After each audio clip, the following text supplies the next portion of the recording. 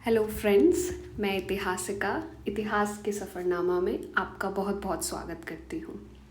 Last session में हमने letter Mughals part 1 complete किया था, जिसमें हम 2 शासकों से रूबरू हुए और वो शासक थे बहादुर शाह और जहांदार शाह। आज हमें उसी टॉपिक के साथ आगे बढ़ना है और अन्य तमाम शासकों के बारे में पढ़ना है। उससे पहले जो बच्चे ऑलरेडी पिछले सेशन को अटेंड कर चुके हैं, उन बच्चों के पढ़ने की स्ट्रैटेजी का अनुमान लगाते हुए मैं ये देखती हूँ कि 2 तरीके की कैटेगरीज हम यहाँ देख सकते हैं।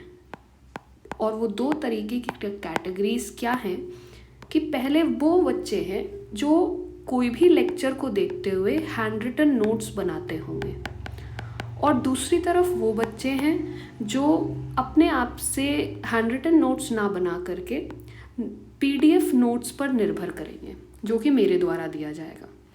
अब ये दोनों ही तरीके आप पर निर्भर करते हैं कि आप किस कैटेगरी में फॉल करते हैं। दोनों ही तरीके अपनी अपनी जगह पर सही हैं मेरी नज़र में।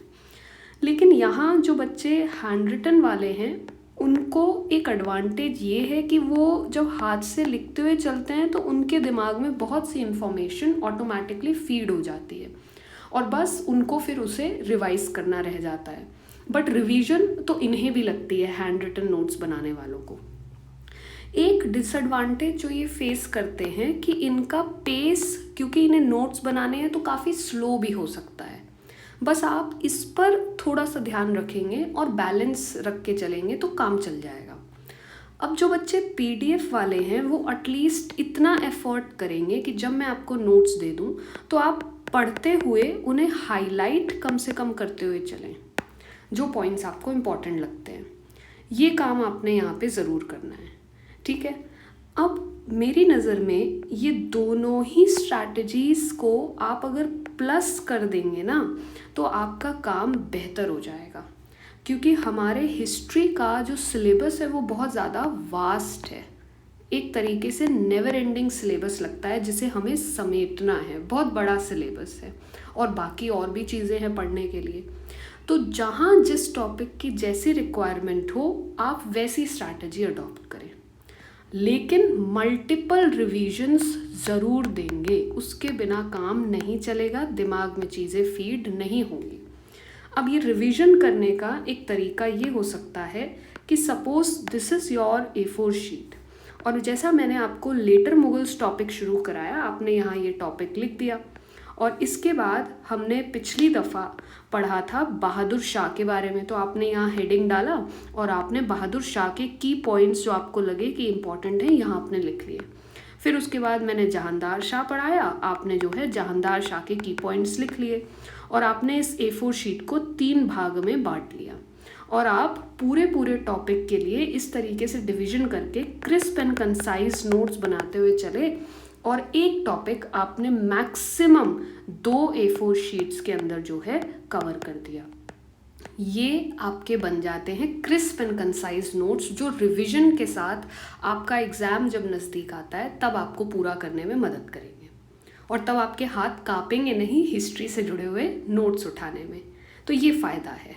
ऑलराइट, ऑल्सो एक चीज़ और, जब हमारा टॉपिक कंप्लीट हो जाएगा आपको उस टॉपिक के नोट्स तब मिला करेंगे। सो टॉपिक के नोट्स कब मिला करेंगे? ऑन कंप्लीशन, ठीक है।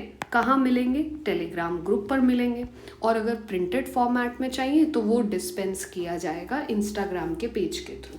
जिन्हें रिक्वायर्ड होगा वो ही उसे एक्सेस कर पाएंगे, ठीक है। तो ये चीज़ रहेगी।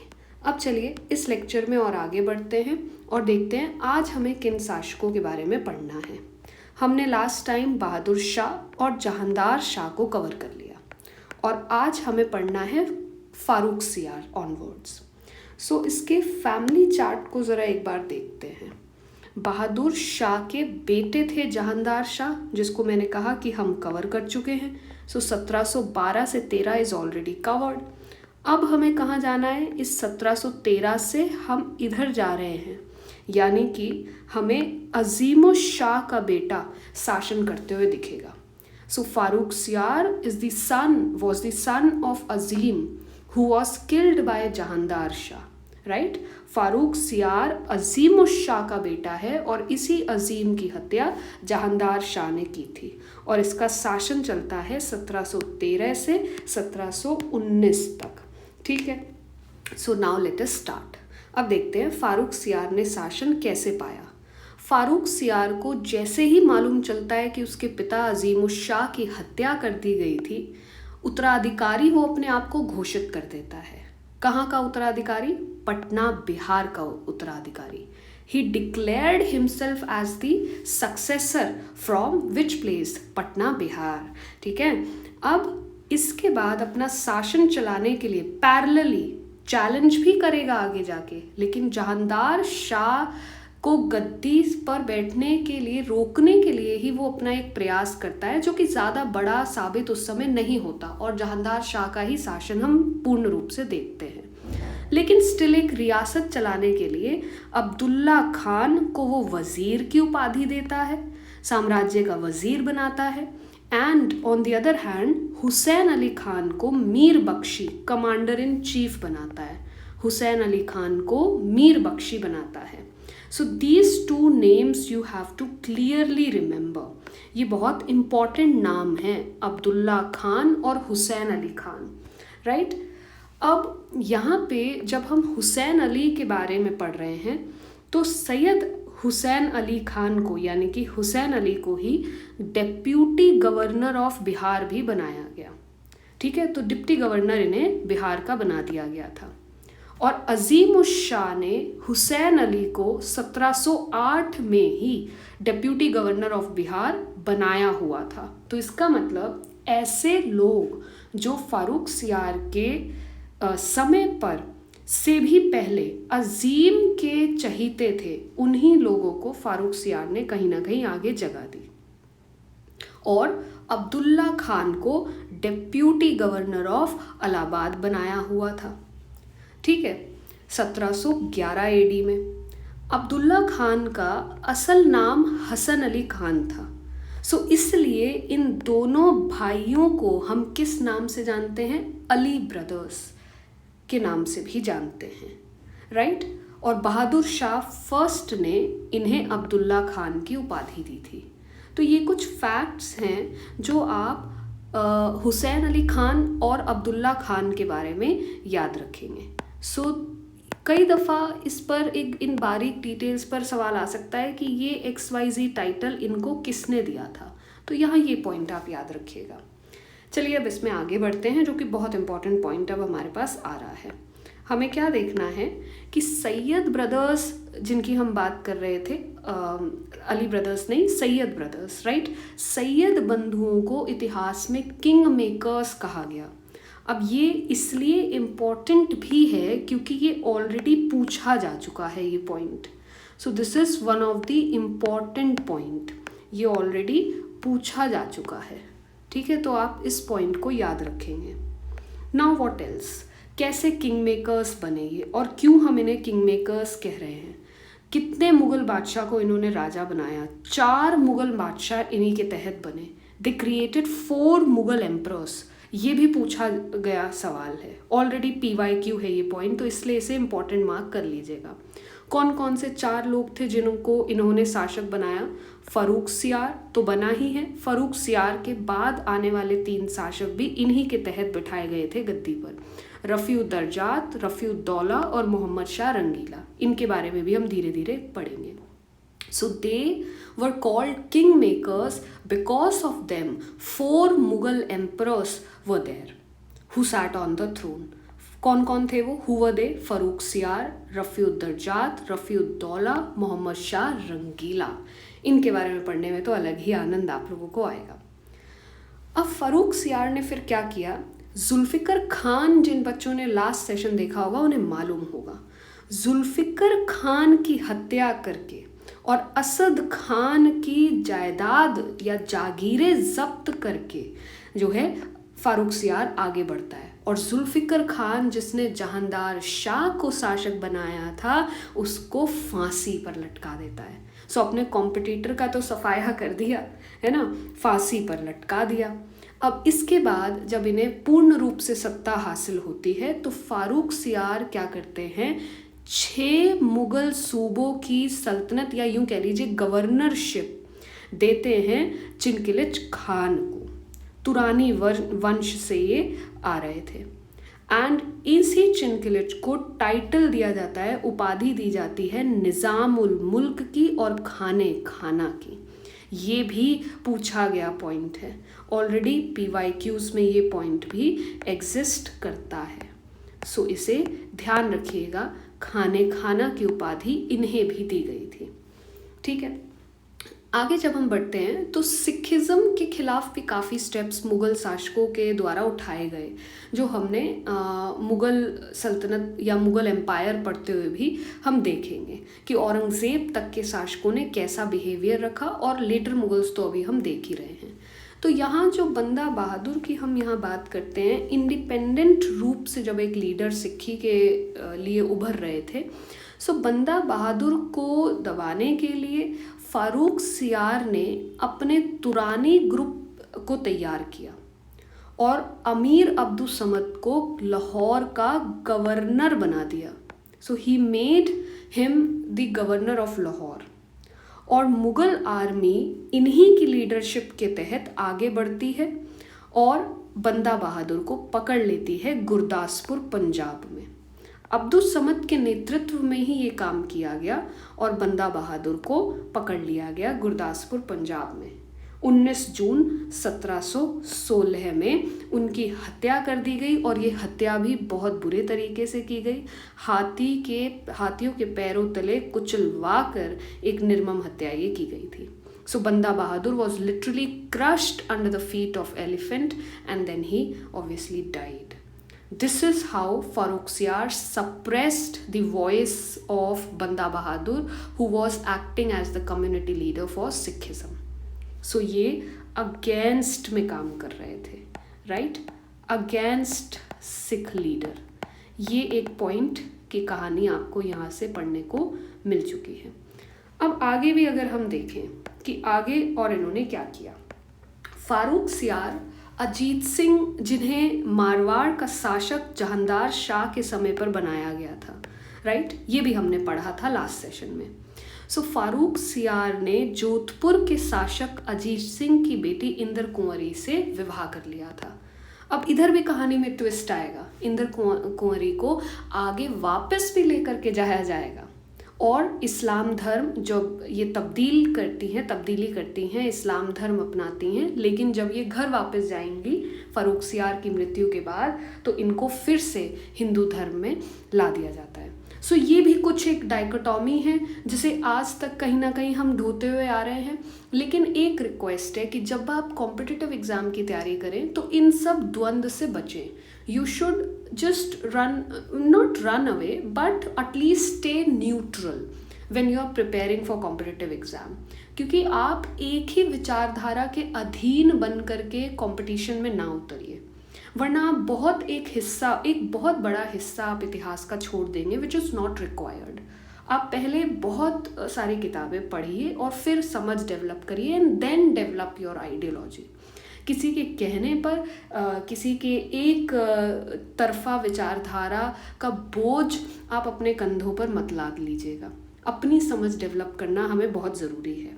बहरहाल एक अंग्रेज़ी डॉक्टर हैमिल्टन जो हैं फारूक सियार का इलाज करते हैं, और वो ऐसी बीमारी थी जिसका इलाज उतना संभव नहीं था, लेकिन उन्हें ठीक किया गया।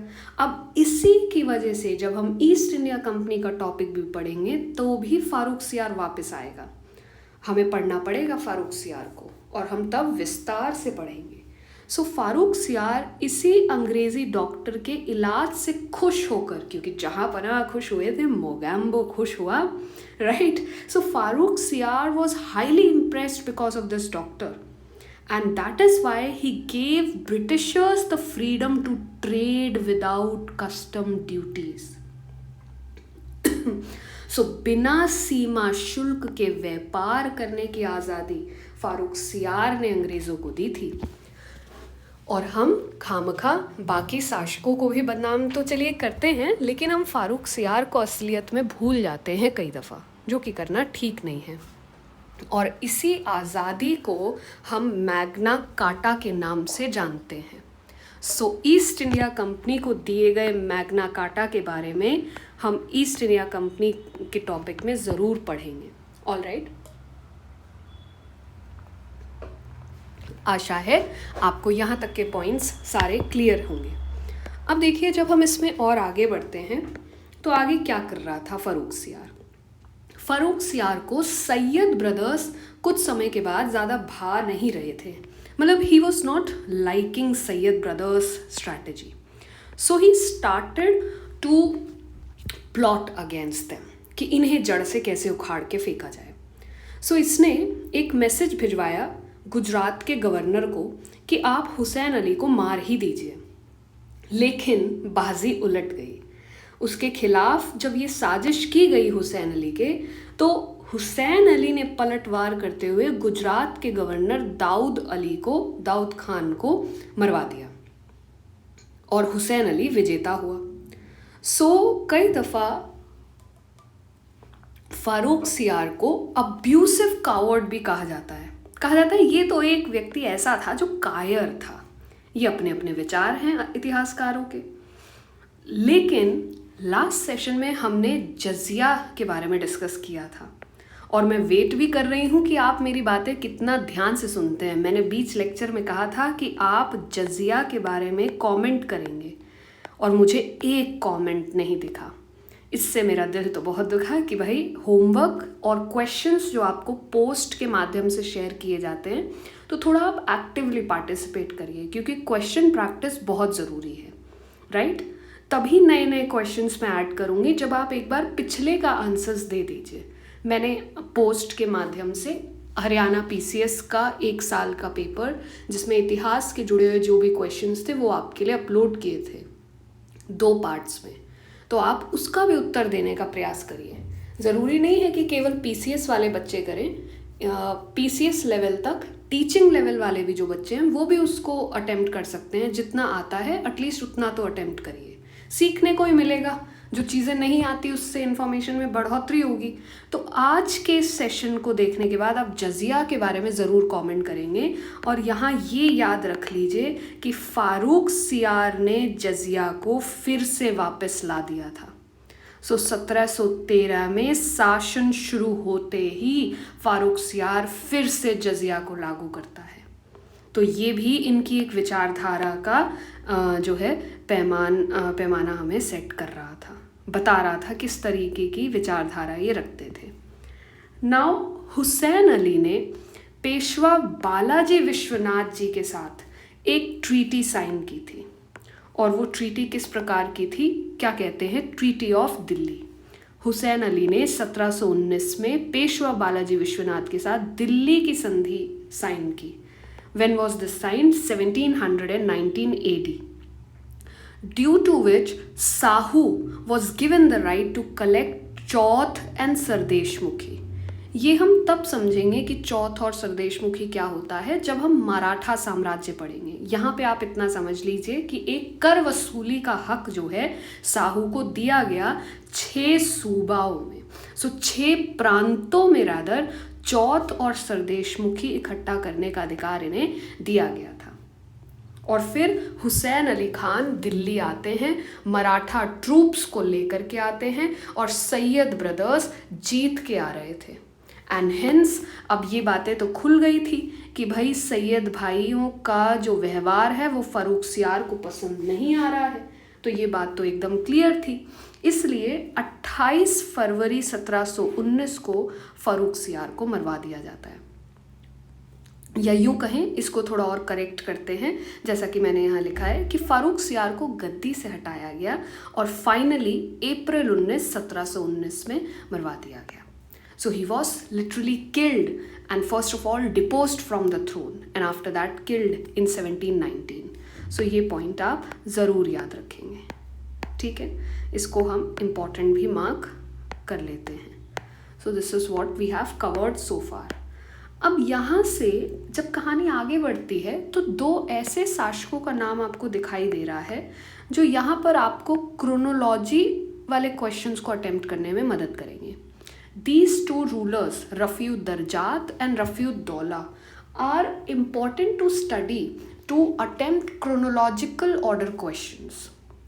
अपार्ट फ्रॉम दैट इतनी क्लैरिटी भी आप रखिएगा कि रफ़ीउद दर्जात पहले आया या रफ़ीउद दौला पहले आया, ये भी आप ध्यान में रखिएगा, ठीक है। सो नाउ सैयद ब्रदर्स ने ही इसे भी गद्दी पर बिठाया, इन दोनों शासकों को भी, क्योंकि एक तरीके से उनकी फारुखसियार से बनी नहीं, उसको उन्होंने मरवा दिया। तो ऐसा क्या था? रफ़ीउद दर्जात ये दोनों ही शासक 1719 में ही शासन करते हैं। रफ़ीउद दर्जात केवल 3 महीने और 4 दिन के लिए शासन करता है, 28 फरवरी 1719 से 4 जून 1719 तक। इसका मतलब पहले ये जनाब आए और फिर आते हैं रफ़ीउद दौला, जो कि मात्र 3 महीने 11 दिन के लिए शासन करते हैं, 6 जून 1719 से 17 सितंबर 1719 तक। शाहजहां द्वितीय की उपाधि इन्होंने ली थी, ये भी ध्यान रखिएगा। सो रफ़ीउद दर्जात एक ऐसा शासक था जिसने मुग़ल साम्राज्य को सबसे कम समय के लिए शासन किया हो। ये भी आपका PYQ है, यहाँ से पास्ट ईयर क्वेश्चन एग्जिस्ट करता है। और रफ़ीउद दर्जात की मृत्यु ट्यूबरकुलोसिस से हुई थी, TB से हुई थी। रफ़ीउद दौला भी इसी तरीके से डिसेंट्री का शिकार होकर के मर गए थे। एंड देन अजीत सिंह ने अपनी बेटी इंदर कुंवरी को रफ़ीउद दौला के समय पर ही वापस बुला लिया, एंड देन शी री एम्ब्रेस्ड हिंदुइज्म, जो कहानी मैंने आपको फारुखसियार को पढ़ाते हुए बता दी। फारुखसियार ने जिस महिला से विवाह किया था वो वापस जाती हैं और फिर से हिंदू धर्म को अपना लेती हैं। तो ये पॉइंट हमने यहाँ पर देखा। तो आपको यहाँ पे क्या सीखने को मिला कि रफ़ीउद दर्जात पहले आए थे इन दोनों में से, और सबसे कम समय के लिए शासन करने वाला शासक भी रफ़ीउद दर्जात ही है। इस पर PYQ ऑलरेडी एग्जिस्ट करता है, तो ये बात आप यहाँ पे ध्यान रखिएगा, ठीक है। तो ये इन दोनों शासकों की बात थी। अब बीच में कहानी ट्विस्ट किस प्रकार से लेती है ये देखो। एक नाम जो अक्सर किताबों से मिसिंग रहता है वो नाम है निकोसियार। निकोसियार 18 मई 1719, जब रफ़ीउद दर्जात, दौला, फारुखसियार सबका शासन खत्म हो चुका है। सो बीरबल, जिनके बारे में आपने काफ़ी कहानियाँ और काफ़ी शोज़ जिन पर बने हैं, ये आगरा के गवर्नर थे उस समय। ये निकोसियार को बिठा देते हैं गद्दी पर। अब ये था कौन? निकोसियार था कौन? औरंगज़ेब का बागी पुत्र, औरंगज़ेब्स रिबल सन अकबर, जिनके बारे में हम पढ़ेंगे और हल्का थोड़ा बहुत इन्फॉर्मेशन हमने लिया भी था। अकबर जो हैं, अकबर द्वितीय ऑफ कोर्स, औरंगज़ेब के जो बागी पुत्र थे उनका बेटा था निकोसियर, जिसको बीरबल ने शासक घोषित कर दिया था। लेकिन सैयद ब्रदर्स ने इस अटेम्प्ट को खारिज कर दिया और यहाँ भी सैयद ब्रदर्स जीत जाते हैं और निकोसियार को अरेस्ट कर लिया जाता है अगस्त 13, 1719 को, और उनकी फिर मृत्यु हो जाती है सलीमगढ़ के किले में 1723 के दौरान। तो इसका मतलब यहाँ भी सैयद ब्रदर्स विजय घोषित हुए। अब चौथा शासक जो उन्हीं के द्वारा बनाया जाता है, सैयद ब्रदर्स के द्वारा, वो कौन है? मोहम्मद शाह रंगीला। मोहम्मद शाह रंगीला, यूं कहें तो रंगीला जो नाम रखा वो इनके रंगरलियाँ और यूं कह लीजिए रंगीले मिजाज के कारण रखा गया, जो उपाधि इनको दी गई। और इनका शासन लकीली बहुत लंबा समय था, करने को बहुत कुछ था, समय बहुत मिला इन्हें शासन करने के लिए। चाहते तो तख्ता भी पलट सकते थे, मुगल साम्राज्य को एक बेहतर छवि दे सकते थे, मौत के मुंह से शायद बाहर भी निकाल आते, लेकिन ऐसा कुछ हुआ नहीं। सो रफ़ीउद शाह के मरने के बाद सैयद ब्रदर्स ने रोशन अख्तर को शासक बनाया। अब आप कहोगे मोहम्मद शाह बोल रहे हो, फिर रोशन शाह बोल दिया। सो रोशन शाह या रोशन अख्तर ही मोहम्मद शाह का मूल नाम है, और इस प्रकार के क्वेश्चंस भी आपको पूछे गए हैं कि रोशन अख्तर किस शासक का नाम है। तो इसलिए ये पॉइंट याद रखिएगा। जहान शाह के 18 साल के बेटे को बहादुर शाह के बाद, जहांदार शाह के बाद, फ़रूख सियार के बाद और रफ़ीउद्दर्जात दौला जैसे शासकों के बाद एक मेजर रूप में एक शासक जिसे बहुत लंबा अंतराल मिलता है शासन करने के लिए, he comes to rule and sits on the throne of Mughal empire. और उपाधि लेकर के आते हैं मोहम्मद शाह। अब देखिए मोहम्मद शाह ने क्या किया, मज़े की बात, जैसी करनी वैसी भरनी तो चल रही थी। अब ये जनाब आला शासक बन गए हैं, he was sitting on the throne now. अब मोहम्मद शाह सैयद ब्रदर्स के अगेंस्ट साजिश करता है। He conspired against Sayyid brothers, किसके साथ मिल करके? निज़ामुल मुल्क के साथ मिल करके। एंड निज़ामुल मुल्क सादत खान, हैदर खान, मोहम्मद अमीन खान, इतिमादुद्दौला की मदद से ये सैयद ब्रदर्स को मरवा देता है। Mohammad Shah was successful in killing Sayyid brothers, जिन्हें कोई नहीं मार पा रहा था पहले। And hence finally Haidar Khan murdered Hussain Ali in 1720 AD। और इसके बाद हुसैन अली की मृत्यु की खबर सुनते ही अब्दुल्ला खान ने अपनी आर्मी को इकट्ठा किया, लेकिन वो हार गए थे, उन पर कब्जा कर लिया गया था और अब्दुल्ला खान को भी 1722 में मार दिया गया। क्योंकि भाई छोटे भाई की हत्या कर दी गई थी, तो अब्दुल्ला खान जो बड़े भाई थे वो तो बिफर गए, परंतु उनकी बाजी इस बार नहीं चली और उनकी भी मृत्यु हो जाती है 1722 में। And hence Syed brothers faced decline. अब मोहम्मद शाह रंगीला जब शासन करते हैं, सो मोहम्मद शाह रंगीला ने अमीन खान को अपना वज़ीर बनाया। ये वज़ीर जिन जिन के बारे में हम पता कर पा रहे हैं, हम उनके बारे में नाम लिख रहे हैं। सो कई बार इन डेप्थ जाते हुए वज़ीर से जुड़े हुए मैच द फॉलोइंग टाइप के क्वेश्चंस मुझे देखने को मिले हैं पास्ट ईयर्स में। सो मैच द फॉलोइंग कि एक तरफ आपको शासक का नाम दे दिया और दूसरी तरफ आपको वज़ीर के टेबल दे दिए, तो ऐसे भी क्वेश्चंस आ जाते हैं। सो अमीन खान किसके वज़ीर थे? मोहम्मद शाह रंगीला के वज़ीर थे। और अमीन खान की मृत्यु के बाद निज़ामुल मुल्क को 1722 में वज़ीर चुना जाता है, और वज़ीर एक बहुत इम्पॉर्टेंट पोजीशन थी। हाउएवर निज़ामुल मुल्क की बनना जो है बंद हो चुकी थी और कुछ षड्यंत्र रचे जा रहे थे। So Nizamul Mulk what he did, he left the post of वज़ीर and in 1724 came to Deccan. तो उसने अपना पॉलिसी अपने हिसाब से चलाई और मराठा इन्वेजन्स को जो है रोक दिया मालवा और गुजरात की तरफ। ये वही निज़ामुल मुल्क हैं जिनको आप हैदराबाद के लिए जानते हैं, ठीक है।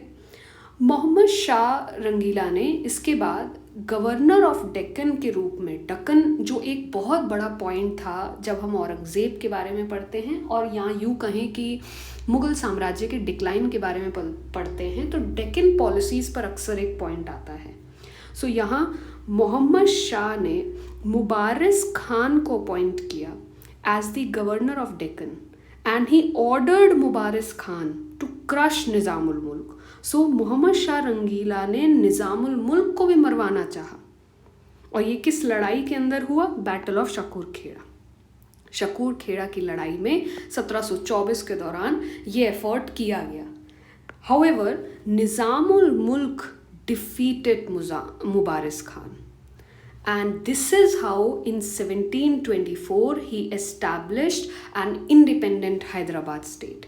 इस तरीके से निज़ामुल मुल्क जब मुबारिस खान को हरा देता है तो एक स्वतंत्र साम्राज्य हैदराबाद के राज्य की स्थापना करता है। सो ये इस तरीके से आपसे फाउंडर के बारे में पता करवाया जाता है कि बताइए हैदराबाद की स्थापना किसने की। सो वहाँ आप निज़ामुल मुल्क को ध्यान रखते हैं। नाउ मोहम्मद शाह रंगीला की जब हम बात कर रहे हैं तो उन्होंने असफ झा का टाइटल निज़ामुल मुल्क को दिया था, और जब निज़ामुल मुल्क डेक्कन की तरफ चले गए, so as and when Nizamul मुल्क वेंट टू साउथ, अमीर खान के पुत्र कमरुद्दीन रोशनुद्दौला को और खाने दौरा को वज़ीर बनाया गया। तो देखिए यहाँ आपको सारे वज़ीर के बारे में पता चल गया जो मोहम्मद शाह रंगीला के समय पर आए था। तो एक ऐसा भी क्वेश्चन बन सकता है जो केवल मोहम्मद शाह रंगीला के वज़ीर पर आए, और जहाँ तक मुझे याद है इस तरीके का एक क्वेश्चन मैंने खुद ने किसी एक पेपर को देते हुए अटेम्प्ट भी किया था, मतलब आया था। ये ऐसा मुझे रफली या वेगली मेरे जहन में आ रहा है, तो ऐसा क्वेश्चन भी बनता है। नाउ अगर जाट्स और मराठास के साथ संबंधों की बात की जाए तो मोहम्मद शाह रंगीला ने उनके साथ जो है दोस्ती का ही हाथ बढ़ाया। साहू को प्रॉमिस किया कि भाई 15,000 घोड़े आपको, घुड़सवार जो है आपको देने पड़ेंगे। क्योंकि आपको हम चौथ और सरदेशमुखी लेने का हक दे रहे हैं। सो उनके साथ उनके मित्रता वाले संबंध रहे। This is what you can remember. अब देखिए एक इम्पॉर्टेंट क्वेश्चन जो इस टेबल से हमारा हल होता है, वो है स्टेट और फाउंडर। अब यहाँ आपने ऑलरेडी निज़ामुल मुल्क और हैदराबाद की बात पढ़ ली। ये टेबल आप सीधा सीधा याद करेंगे और ये मैच द फॉलोइंग हो या क्रोनोलॉजी हो, किसी भी तरीके का क्वेश्चन यहाँ से बन सकता है, वन लाइनर हो या मैच द फॉलोइंग हो। सो ये सारे ऐसे राज्य हैं जो स्वतंत्र हुए थे मोहम्मद शाह रंगीला के समय पर ही। तो बंगाल के फाउंडर थे मुर्शीद कुली खान, अवध सादत खान, भरतपुर बादन सिंह, फरुखाबाद मोहम्मद खान बंगाश, कटेहर रूहेला सरदार, कर्नाटक सदतुल्ला खान। ये टेबल आपको यहाँ पर याद रखना है। अब मोहम्मद शाह रंगीला के समय पर 2 इन्वेजन्स हुई थी, नादिर शाह की इन्वेजन और अहमद शाह अब्दाली की इन्वेजन। कोहिनूर का हीरा कहाँ से चुराया गया, कैसे चुराया गया, कौन आया, कौन ले गया, ये सारी कहानी अब हम लेटर मुगल्स के नेक्स्ट पार्ट में पढ़ने वाले हैं। आज जिन शासकों के बारे में हमने पढ़ाई की, एक दफ़ा उससे जुड़ा हुआ फैमिली चार्ट अगर हम फिर से ट्रेस करें तो हमने आज की कहानी में फ़र्रुखसियार को तो डिस्कस किया ही किया, फिर हम मोहम्मद शाह रंगीला तक भी गए जो जहान शाह का बेटा था। सो हम फैमिली चार्ट में जहान शाह के बेटे को भी शासक बनता हुआ देख चुके हैं। तो आपने यहाँ तक इस फैमिली चार्ट को याद रखना है। और अगर हम क्रोनोलॉजिकल एस्पेक्ट में देखें तो बहादुर शाह, जहांदार शाह, फ़र्रुखसियार, रफ़ीउद्दर्जात, रफ़ीउद्दौला, मोहम्मद शाह रंगीला को हाफ पार्शियली हम पढ़ चुके हैं आज के इस पार्ट में। सो आज के इस सेशन में हमें इतना ही कवर करना था जो आज का हमारा टारगेट था। अब आप नोट्स के लिए प्रिंटेड फॉर्मेट में इंस्टाग्राम के पेज को फॉलो कर सकते हैं, टेलीग्राम के पेज को ज़रूर फॉलो करिए क्लास की नोटिफिकेशन के लिए, और क्लास से जुड़ी हुई क्लास नोट्स या पीपीटी के लिए ज़रूर इसे फॉलो करना मैंडेटरी ही है अलॉन्ग विद यूट्यूब। सो आज का सेशन अगर आपको अच्छा लगा हो, don't forget to like, share and subscribe, और कमेंट में जजिया का उत्तर ज़रूर दीजिएगा। इतिहास के सफ़रनामा चैनल में आपका ये वीडियो अटेंड करने के लिए बहुत बहुत धन्यवाद। Thank you and take care.